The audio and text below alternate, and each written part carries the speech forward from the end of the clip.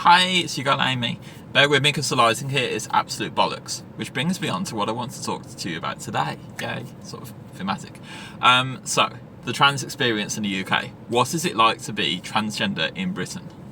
Turf Island. Oh my god, you're in for a treat. Ha, wild ride. Yeah. What I want to say is, first of all, this video is going to be positive. It's not going to be negative. It's not going to be stressing on the negative aspects of being in Turf Island, because, you know, that's not useful to me, it's not useful to you. And actually, every time you watch my videos, you'll see I end them by saying how much I love my life, I love how things are going right now. So how could I say all that stuff if being on Turf Island was some fucking awful experience? So first of all, I do want to address the negatives. Yay, let's go there. So, welcome to Turf Island. Now, when people call it Turf Island, it's usually in jest, it's usually exaggerated, it's usually meant to be taken in humour. It's humour at our expense, so it's absolutely awful, and I hate it when people say it. I hate it when people use that term. But what is Turf Island? Why do people call it that? Well, institutionally, and this goes up to the top, because both prime ministerial candidates, Rishi Sunak and Keir Starmer, were both vocally anti-transgender. So this goes all the way to the very top of the system, the political system. There is a TERF movement. There is this anti-transgender movement. And you're going to see this all through the papers, all through politics, all through people high up who have an influence on things. But actually, the further you get down the chain and the more you get to your normal bog standard people, you and I, that is not my experience of the UK. They are not representative of the UK. Now, this does mean that for many things, such as medical aspects, it is absolutely shit to live in the UK.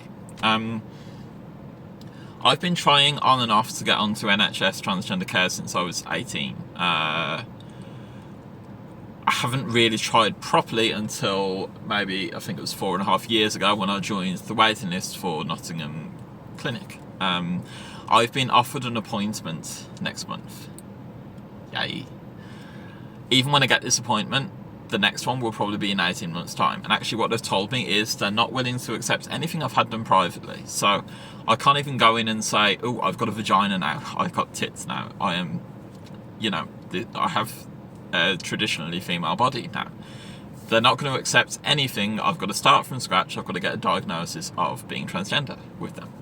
Which, you know, I'm quite curious about, because I have often wondered, am I transgender? We'll see what happens. It might not be as bad as I'm expecting, but yeah, we'll see. Anyway, so the transgender medical system sucks. There is no publicly funded healthcare. It's actually very difficult to get private healthcare for being transgender, and it's going to cost a lot of money. And employment generally doesn't offer private healthcare in the same way that Americans get, because we're not reliant on it. So because we're not reliant on it, our employers aren't willing to pay for it and stuff like that. So actually getting on this private healthcare is quite difficult and extremely expensive. Now, I had surgery done privately. I didn't have full bottom surgery, but I have had bottom surgery. I do have a vagina and a vulva. Now, this cost me £17,125 plus consultations and other things, but yeah. That wasn't easy. I had to save up for like 10 years to do that and go heavily into debt to do that. That was of my own choice and my own, you know, that was something I wanted to do, but yeah, it's not easy. But what I want to stress is, look, outside of this, my experience has been universally positive. I am out. When I say I'm out, I mean I am out to everybody. I'm out to my employer. I'm out to everyone in the company. They all know about me. I'm out to friends. I'm out to former friends. I'm out to school friends. I'm out on Facebook. I'm out on my social media. I am out to everybody. Everybody knows I am transgender, including my family, my extended family, everyone from my past and future and present. When I go out, by the way, I make myself clocky. I know that I could pass and stealth if I wanted to, but I don't want to, because I think, personally, I am of more use to transgender people, fellow transgender people, if I make myself clocky and I let people know I am transgender. First of all, it's going to help them, because if a fellow transgender person sees me being so radiant and beautiful and loving life, they're going to want the same. Secondly, if cis people see me doing that, it's going to normalise being transgender. It's going to normalise being around a transgender person. I want them to know that I'm transgender. Now, this puts me at a lot of risk, and I fully understand that. And I know not everyone can do this. That's why I'm not sitting here saying that I think you should do it. But the fact I do it and I haven't had a bad experience yet shows that it's okay.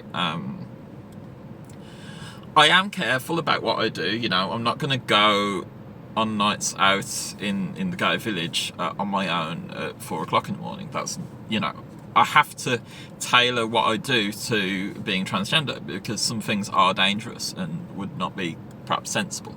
But I do a lot of risky things. Like, my general outfit, you've seen it all over my Blue Sky, is a sports bra with a shirt over it. That's what I was wearing today. And I wore that around Birmingham city centre. I didn't have any trouble. I never have any trouble. That's risky for me to say, but look, when it does happen, and if it does happen, I'll be able to brush it off as not being the general experience of being transgender. If I get attacked for being transgender, it will be such an anomaly to my general experience. I'll be able to brush it off as, oh, that's weird. And look, I know that I'm putting myself at risk in that way, and I'm downplaying those risks. It's a risk that I'm willing to put on myself, because I think, personally, that I am more useful to society and to transgender people being this clocky trans bitch out there, being radiant and fucking beautiful. So, what are people like? Everyone's pretty much accepting. It went down well in work. I have trouble sometimes. Some trouble. Okay. People are quite vocal about transgender people, and they're vocal to me about it. They're often telling me how I'm fine, but people like Sam Smith are right weirdos and whatever. They clearly want to express how much they dislike transgender people, but they're aiming it at non-binary people because they're around me. So I don't know what they say behind closed doors.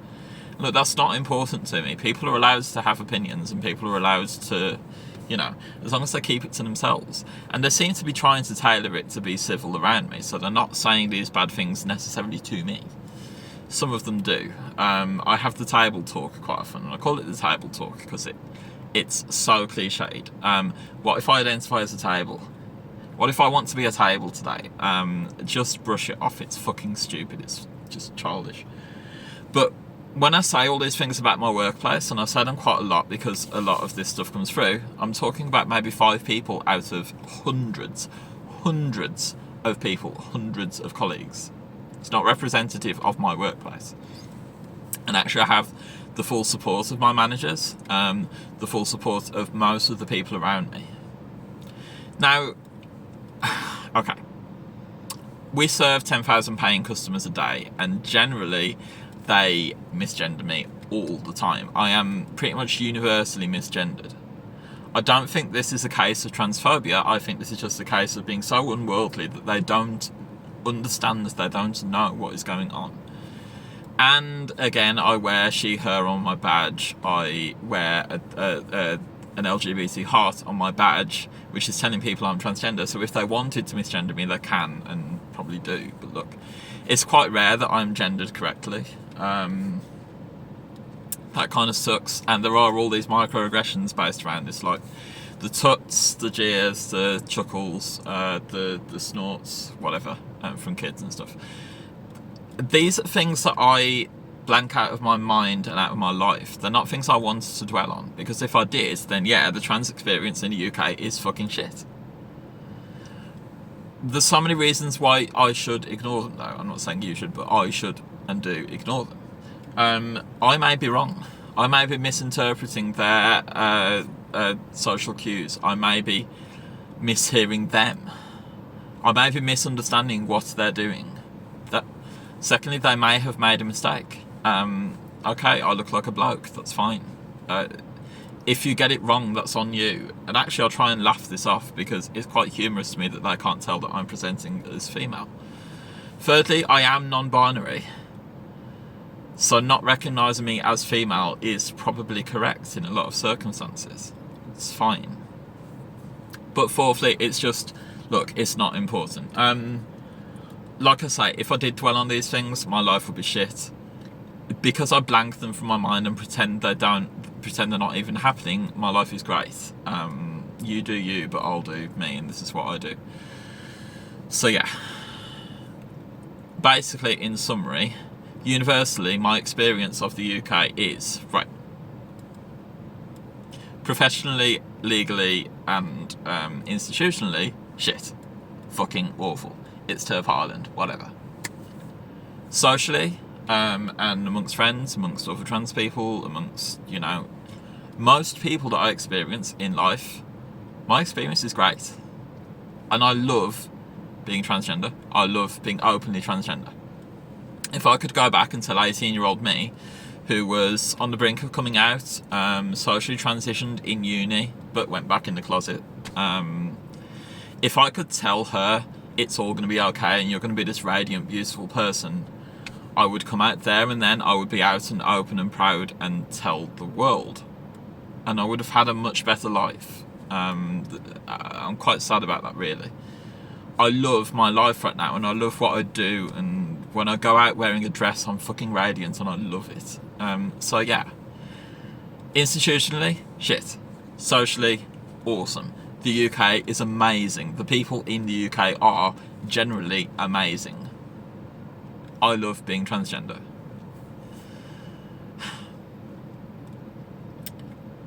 Let's just ignore the rise of fascism for now. We'll leave that for another video. Peace.